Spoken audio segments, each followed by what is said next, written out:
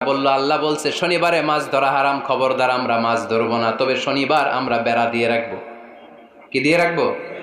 জাল দিয়ে বেড়ে দিয়ে রাখবো। শনিবারে ধরবো না, রবিবারে যাই ধরবো। খবরদার শনিবারে ধরবি না, শনিবারে হারাম। হারাম করছে কে?